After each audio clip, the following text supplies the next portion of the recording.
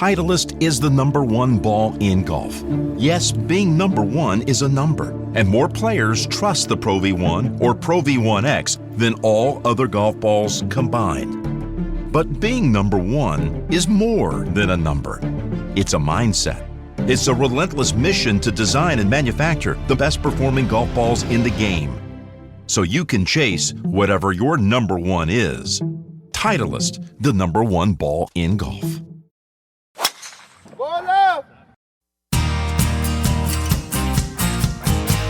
I've never seen anything like it before, and to attempt to hit the ball out of there is pure madness. The winner of the gold medal and the champion golfer of the year is Cameron Smith. This is the one that I've always wanted to win since I was a little kid. So it just feels pretty amazing to be able to get it done today. It's amazing that it's my destiny to be the first Aussie to win. Just incredible. Hello and welcome to episode 90 of Playing from the Tips, the golf tipping and preview show that traverses the globe and covers all the relevant and irrelevant facts presented by Golf Australia magazine. Jimmy Emanuel here is your host in one of the biggest weeks for Australian golf each and every year at the BMW Australian PGA Championship. While the LPGA Tour season concludes this week, there's a National Open in Asia and some PGA Tour action for good measure. Joining me to do so is our Rock, the so-called expert's equivalent of your handicap anchor that never leaves you and neither brings you down nor lifts you high. It's Rod Murray. Welcome, Rod. Sadly, Jimmy, not the first time I've been called an anchor. Or a handbrake. No. Yeah. Or something interchangeable, that rhymes with those anchor. terms, I see. Yeah. And something that rhymes with anchor. Yes, very true. Thank you, mate. Looking forward to it. Next, with Adrian Logue yet again off around the world. This time, I believe, big game hunting in South Africa. He's not actually big game hunting in South Africa, but yeah, you could believe it. We are very excited to welcome back one of everyone's favourite guest tipsters. He's the clothier to the stars, an all-round great guy, Matt Burns of Angus and Grace Go Golfing. Welcome back, Matthew. Lei hao ma, Jimmy. That is hello in Cantonese. Is that right? Yeah. Yeah. Where'd you pick that up? That is Hong Kong. Which is relevant, which we'll get to in a little while. But yet again, Matt has shown more in his opening than Logue's ever brought to the whole thing. He looked up the fields when he got here, and he's doing more research than Logue does most weeks. So it's a fair swap, Logue, for Burns. If he's Mr. Burns, Jimmy, which one of us is Smithers? Logue. Good call. Yeah, Logue would be Smithers. Yeah, Yep. nice. Yeah, exactly. Right, let's get on with it. As we do each week, we reflect on the week that was before we get started, and there were some very good bits, some equally in the middle bits, but what do we think were the highlights? I think everyone might say probably there was a tie for highlight. Rory McIlroy at Dubai and Lucas Herbert at Murray Downs were both pretty special, I think. Agree with that. And Rafa Campos, a lot of tears this week. A lot of emotion from winners. Rafael Campos on the PGA Tour broke down, and Rory was interesting. I'm in the camp that says stop this nonsense about the 6 race to Dubai and matching Seve, because Montgomery won 8 of them. So we understand the point they're making. But Rory was, I was surprised, genuinely emotional. Almost felt to me like it's I don't know whether that's the best thing for his career. He's starting to think like a player who's reflecting on his career, it feels like to me, and that can be a bit dangerous. I think that Dubai event's really good, though. Oh, I do too. I agree. Like, really, really good. Has a good field every year. It's a good place for Roy to go back to. He actually feels like he gets so much love from the European Tour, DP World Tour, which is nice because I feel like the US is just like this big, bad, ugly headlines about him thing. So I felt like it was a really good win for his soul. Yeah. Yeah, I like it. You can tell the staff at the DP World Tour absolutely adore Rory, and every time he's there, it means a lot to them, and the players do too. So it was, and then New South Wales Open was particularly good. The headliners that they showed up and they did what headliners are supposed to do. Cam Smith was evidently quite upset that he hasn't won one of those 2 regular tour events that he's played. He wanted to win. He came to win, and he wanted to win, and he hasn't yet. But Lucas Herbert, he expected to win, Jimmy, as we all kind of did, and fair enough too. So we should. But yes, Lucas Herbert, you're about to say, go.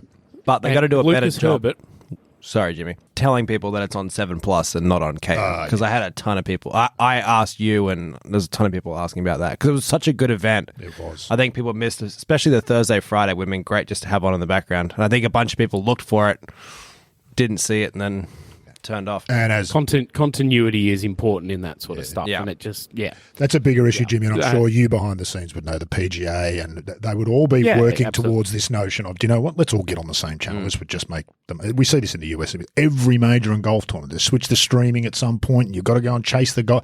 That's madness, but that's a bigger issue in the background, Jimmy, not something that could have finished this week, but I think it's a valid point. Absolutely. And Lucas Herbert, New South Wales Open. Rod, you and I covered a New South Wales Open at Twin Creeks that he almost won, that Jason Scrivener got him. You remember that? Yeah, we did indeed. I do remember that, Jimmy, and as does Lucas, I suspect, because he talked at the start of the week about how that was kind of pivotal in launching. And again, he was a player, I think, at that time. He's still very confident, Lucas, but he was cocky as a young player, and proudly so. And I think that one maybe taught him a bit of a lesson, a bit of humility that served him really well ever since. Absolutely. Agree completely. On last week, it was a bit of a week of what could have been for us. We had a lot of tips that went close, with 5 by my count missing the top 10 by a shot, but we did have 3 top 10s, and of course the rising tide that lifted all boats of my selection of Rory to win, all of which takes us to 30 wins for the year, 164 top 10s, which of course, Rod, are numbers unrivaled by any golfing podcast in the world, with one of its hosts attending the PGA Awards in Brisbane tonight. Oh yeah, no, I think fact check. I reckon we might fact check that, but that's good. I reckon it's pretty right. I'm going to go to wins and top 10s. Are you counting Logue's thoughts in that one? Did he have any thoughts that had he tipped if he just hadn't thought about them? How's that working? No, because we all thought about Cam Smith last week and spoke about Cam Smith, so we didn't get credit for those. Okay. It's got to be a real firm thought at the time and voiced. And he did rabble on last week when we finished recording, and I didn't write any of them down. So, no, not counting this week. Cool. On to the action this week, and it is one of the major events in the game in Australia, the BMW Australian PGA at Royal Queensland Golf Club, co-sanctioned by the Challenger PGA Tour of Australasia and DP World Tour. Royal Queensland now a familiar host venue for this event, but it is not far away from getting a bit of a facelift courtesy of OCM ahead of the 2032 Olympic Games in Brisbane. But currently it's a Mike Clayton renovation of Carnegie Clark's design. Alistair Mackenzie had some influence here. It's sort of, I'd say, one of the top handful of courses north of the Tweed River. Big sandy waste areas, elevated greens, plenty of slope, severe runoff areas. There's grain, of course. Big lot of rain dumped down here on Saturday, but it's drying pretty well. But as I speak, sitting here at Royal Queensland, it is raining again. Matt, you've played the golf course more recently than any of us.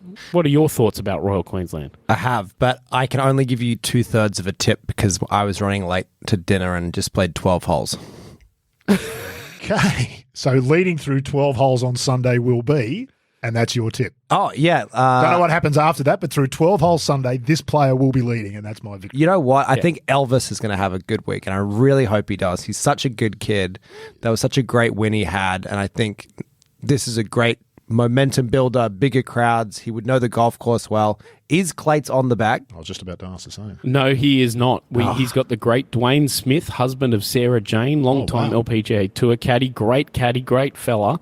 So he's got a great caddy. But Elvis is definitely one of the local players in the headlines of the field, which we'll run through a little bit of. You know, he's joined by fellow winners this season, Jack Buchanan, Phoenix Campbell, Lucas Herbert, Will Bruyères. There's that sort of DP World Tour level here of Jordan Smith, Yannick Paul, Jason Scrivener, Richie Ramsey, but Victor Perez, everyone's favourite adopted Scott Frenchman who now lives in the Bahamas.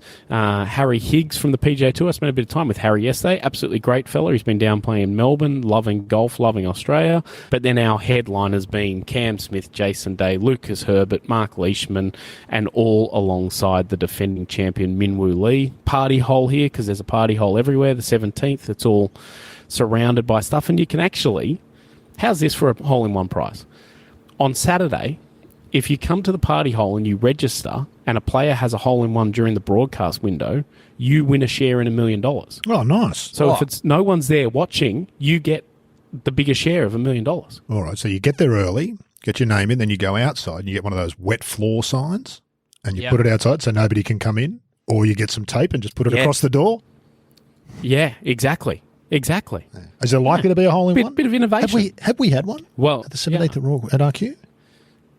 Yes, there has been one here. I can't remember when. Curtis Luck had a hole-in-one here last year on Saturday morning at like 7 a.m. As he would. And there was no one around. Yeah. But it's a tough little short hole, but it could be a hole in one. That's a great idea. Yeah, it's a great idea. Yeah, I love adds to the theatre. Yeah, absolutely. So, who do we think is going to win this week? Starting with you, Matt, Matt. I'll let you. Who's kick going to be things off? leading through 12 holes on Sunday? Oh, no, Elvis. I've got Elvis. You've got Elvis leading through 12 holes. You're all in on Elvis. Okay, I love it. Oh, I'm not in this big media. I'm about the young guys. Elvis for sure. I agree. This season's David Micheluzzi / Tom Power-Horan. I think we called it at the start of the season. It's going to turn out. I reckon it's going to be Cam. Jimmy, and you've watched him. Well, you watched him in person the week before, and we all saw him on the TV last week. He was better last week than he was the week before. I expect he'll be better this week than he was the last 2 weeks. As you said, he's already annoyed that he hasn't won one of those two.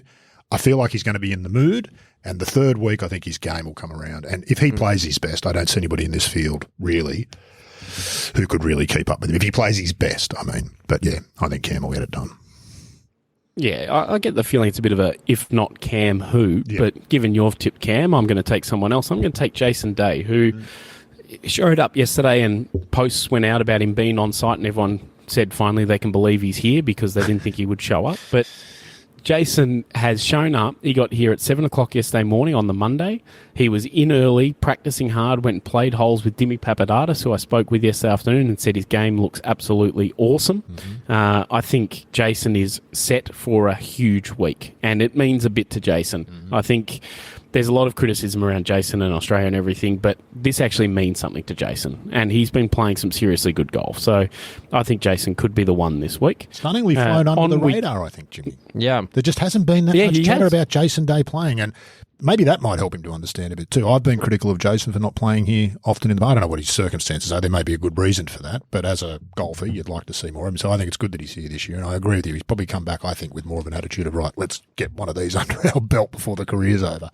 Yeah, absolutely. I think there's a little bit more driving Jason now that's different to what drove him when he was the best player in the world.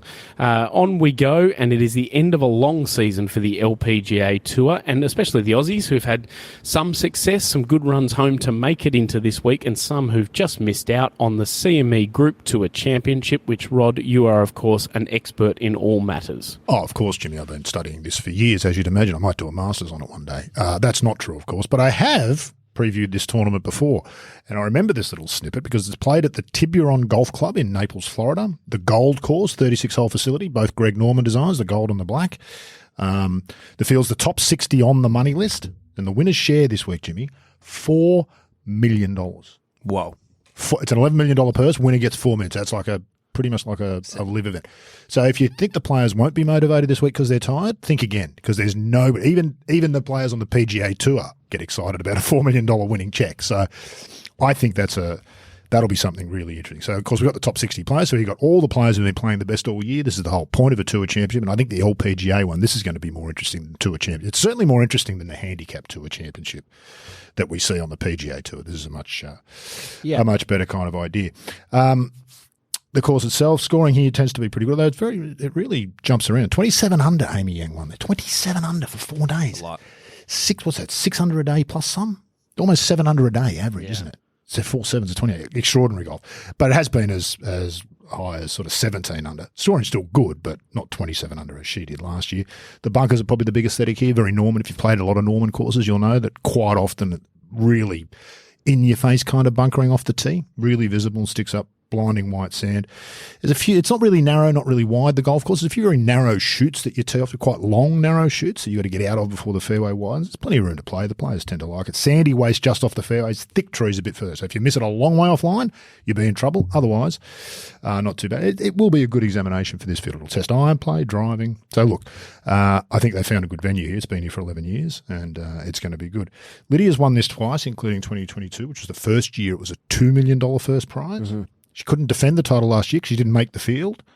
So I think she's going to win it this year because she feels she's owed $2 million last year. Another $2 million. That'd be the $4 million, and away she goes. She's going to be my tip, but my goodness, it's not going to be easy. Nelly, of course, who won last week. Yeah, we watched her win last week, and again, extraordinarily impressive. When she's on, Jimmy, I'm not sure there's a better golfer, man or woman. The combination of imagination, physical skill, vision, and execution. When she's playing well, it's as good as golf gets. It's as good a golf swing as you'll see in the current golf world, I think. And then there is every part of the game is good. Yeah. It's not there's one part that's not good. The parts that not good when she plays no good is everything. It all falls apart. Yeah, so that's that's right. a remarkable sort of thing for a top player. Yeah, she's either got everything going or nothing. I remember when she won in Adelaide the Australian Open, watching some of the shots she hit around there, particularly around the greens. You just don't see most modern players, particularly younger players, hit. But she really understood the 60-degree wedge just wasn't the play most of the time around there. So that sort of golf maturity, Lydia Ko has that too. That's, I think, really part of the key to her success. Charlie Hull, of course, is back looking good, and she'll have a lot of support, particularly after her comments about slow play. What did she say, Jimmy? That you should get 3 slow play warnings for the season and they take your card off you.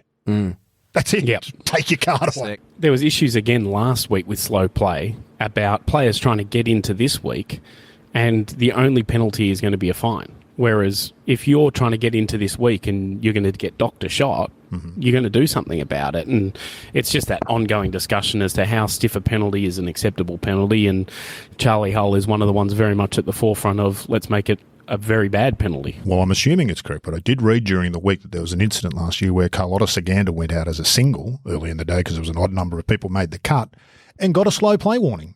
Playing by herself. Yeah, it's insane. That's extraordinary if that's true, and I wouldn't doubt it with her because she's extremely slow. Anyway, she got some support, including from Max Homer, who reposted Charlie's video on his Instagram story, apparently, and that stirred up a bit of trouble. That's got nothing to do with what's going to happen this week, but there you go. Look, it's going to be good. The 60 best players, I said, players playing well. This will be a real shootout. And as I said, for $4 million, this really will be something to watch on Monday morning as it comes to a close. I like Lydia. It's out of Lydia and Nelly for me, and I like Lydia. Well, I've taken Nelly because she was the start of the year the best player in world golf, not just the best player in women's golf. And last week was a bit of I've worked it back out. I'm coming back. I'm going to finish the year strong. So I'm taking Nelly. And we will get a tip from Matt, but I've already penciled in who he's going to tip. So, Matt, who do you actually want to tip? Well, I won't tip who you think I'm going to tip, but you should have an all-up bet on Cam Smith and Nelly Korda just for the two most obvious things. Yeah. They'll probably pay $1.10. Yeah. I believe Cam was paying about $4 here.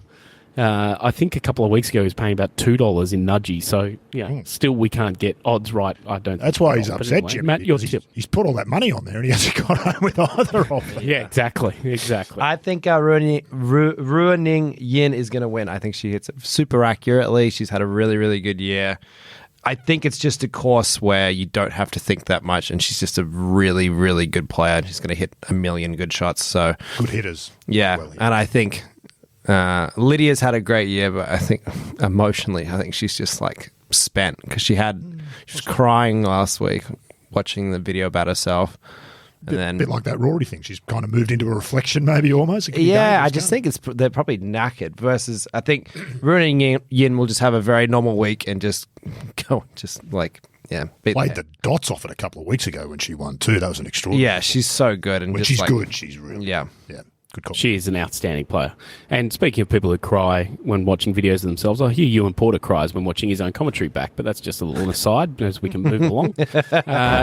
Your golf ball is the most technologically advanced, or it's not. Your golf ball is either the most consistent, or it's not. It's the most trusted, or it's not. The fact is, it's either Titleist, the best performing golf ball in the world, or it's not. Prove it for yourself. Titleist, the #1 ball in golf. What will you play? And moving along, we do. National Opens, we like to give a lot of respect to, and we have one here this week on the Asian Tour that you would have got a hint about from Matt's opening. The Link Hong Kong Open, and before Rod gets into the details, including what Link are, Matt, you've actually attended a Hong Kong Open. Yep. So tell us, what's a Hong Kong Open like? It's fantastic, let me tell you. I'm a big Fanling guy. They called me the man with the dragon tattoo for a while. I actually met Rory at the 2008 Hong Kong Open before he'd ever won a tournament on any tour. It was pretty cool. He just walked out of the clubhouse. But when you say met him, can you tease that out for us? Did he walk past you? Is that what happened? Yeah, I had my friend Ted Ling was the old president of Hong Kong Golf Club, and he got us some nice clubhouse tickets, which is lovely of him. And we followed Rory around the whole day. He was like the new young kid. And then after the round, he was walking into the clubhouse as we were walking out, and I got a photo with him. Oh, fabulous. I had like a really good kind of comb-over style haircut at the time. You or him? No, I did. Rory had the same haircut he's had forever. But no, cool event, very old golf course. I mean, it's bounced around a bunch on the European Tour, but I think it's a nice stop where it has a look and a feel, and it's recognizable. It's a proper event, isn't it? It's exactly what I was going to say. It's one of the games, really good. Certainly in this region, it's one of the great events. And you've only got to look through the winners list over the years. Have a listen to this. Who have we got on the winners list? So it goes back to 1959, the tournament. Bernard Langer, Tom Watson, Rory McIlroy, Ian Woosnam, Greg Norman twice, Peter Thompson 3 times, Wade Ormsby, Scott Hand, Sam Brazel, just the Australians who've won it. Cam Smith finished second last year to Ben Campbell. It's one of those events that seems to attract a star or a couple of star players every year, and then turns on a great event to do it. So it's really found its place. You said the club was old, Matt. You're right, 135 years this year. Yeah, Hong Kong Golf Club. Here's a fun fact for you, Jimmy. Straight off the website. I love fun facts. I know you do. Staged at Hong Kong Golf Club since the tournament was established. It's the only golf tournament in the world, apart from the US Masters at Augusta National Golf Club, to stay at the same venue for over 60 consecutive years. Now, leaving aside the incorrect use of the word over there, where it should have been more than 60 consecutive years, and the such thing as over years, you can't do that. Keep that in mind, kids. That's a pet peeve of Rod's there, Matt. Grammar's important. Oh, okay. Just so that you know, but that's pretty amazing. 60 plus years at the one venue. That's pretty special stuff. So I agree with you. I think it's more than just a golf tournament. It's an event kind of. Yep. How did you end up there? Did you go specifically for that, or were you in Hong Kong when it was on? I was in Hong Kong where it was on, and Happy Valley's on the Wednesday night. So I think Thursday and Friday you should go to the Hong Kong Open afterwards. Very cool. Like Loeb going to the Japan Women's Open. That's a great.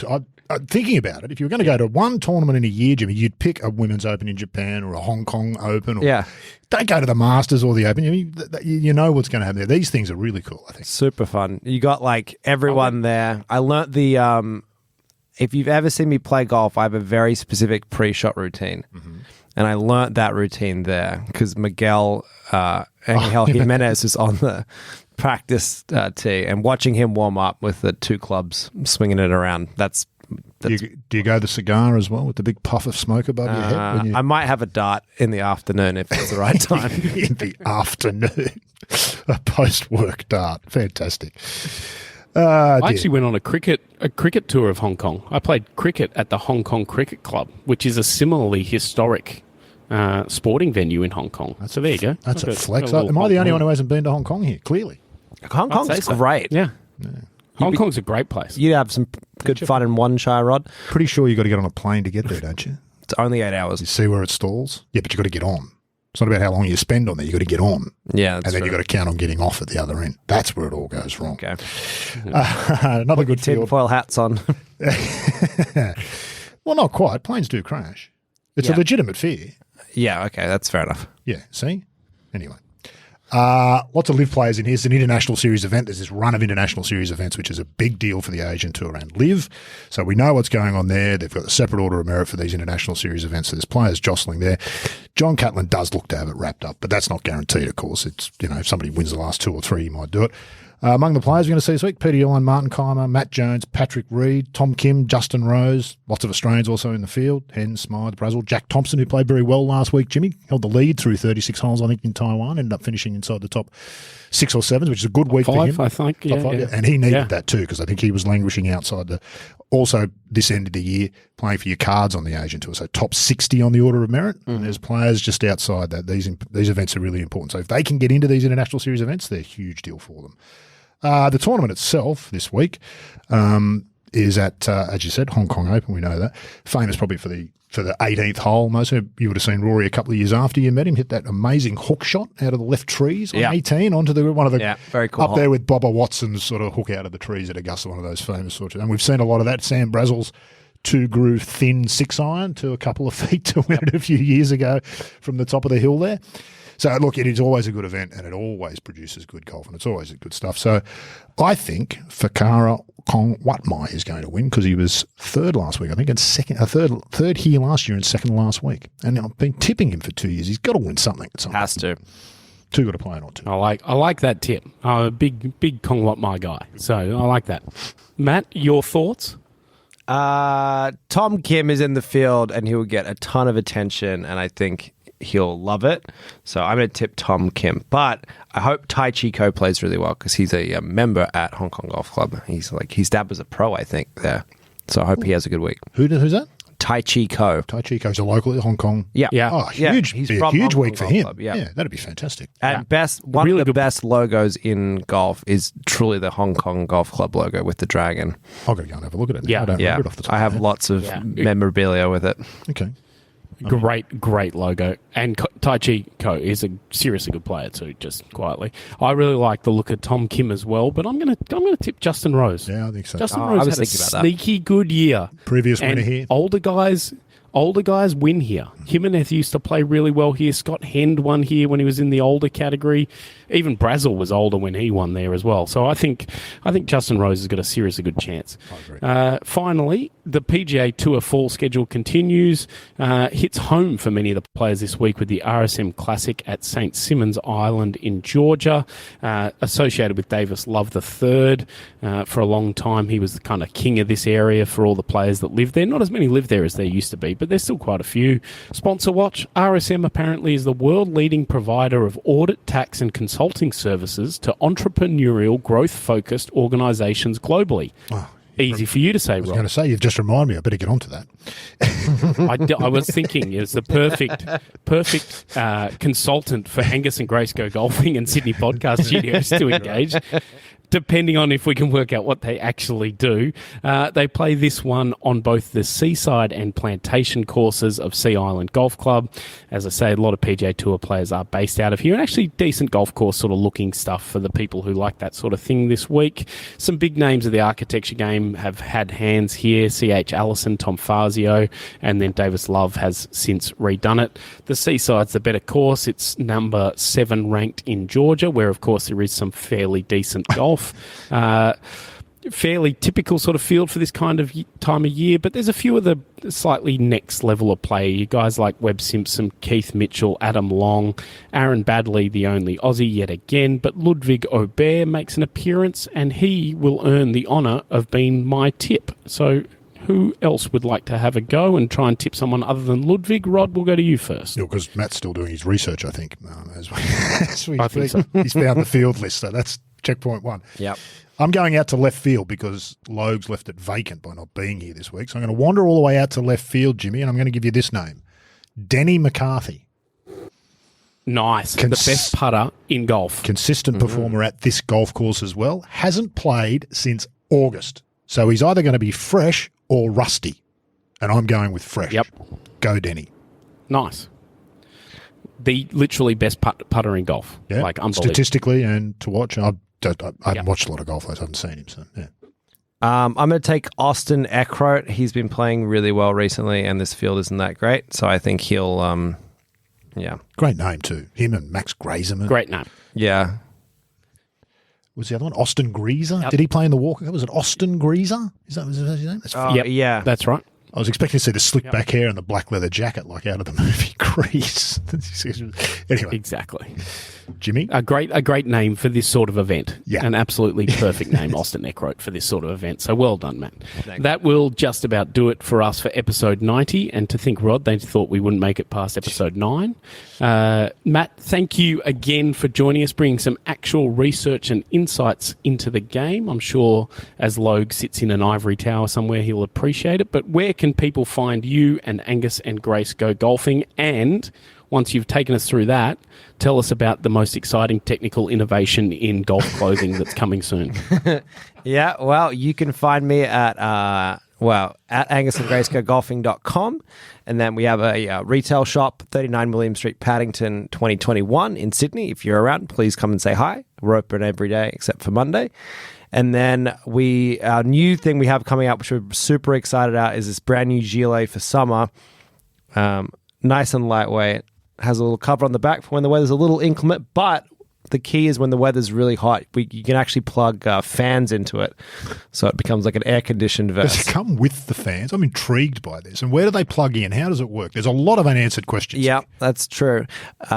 It comes with the fans, Right. and it comes with a power bank, so you can just charge the power bank, and you'll have plenty for a whole round of golf, and it looks like you're wearing a little puffy jacket, but you're just full of nice, cool air. So you come home and plug your jacket in, ready for going back out tomorrow. Yeah, well, you take the power bank out and you can take the fans out. But like this week, if you're walking around Royal Queensland, if you're a member up there and it's super hot, I think this thing's going to absolutely save your life for summer. Pictures on the website?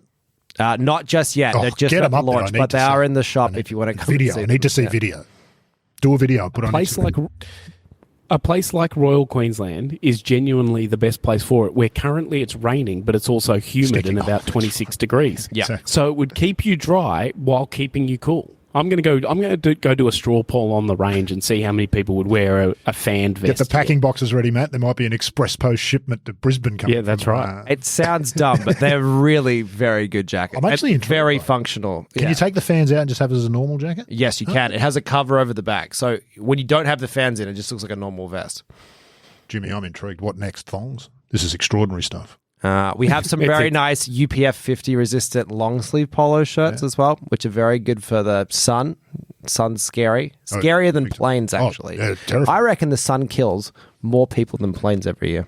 You could probably look that up on Google and Yep. confirm it if you wanted to. I'll leave that to you. Yeah. You probably can. All right. We know where to find Matt. Rod, we also know where to find you because people will find you at Sydney Podcast Studios. So you can, of course, follow along with all this action and so much more on the Golf Australia magazine website, golfaustralia.com.au, and get out and pick up a copy of the December issue of the magazine. Hannah Green, Minwoo Lee on the cover. John Huggan takes a deep look at the Australian Open. Matt Cleary catches up with Gavin Kirkman, the CEO of the PGA of Australia, as well as Craig Parry, and Callum Hill and Brendan James visit New Zealand and Glenelg respectively. Shout out to Brendan James as well, former editor of Golf Australia magazine, who's having a knee replacement this week. So good luck to the big man. We'll look forward to having him maybe on this podcast at some stage. We'll get him in. Thank you for listening, and we will be back next week on Playing from the Tips.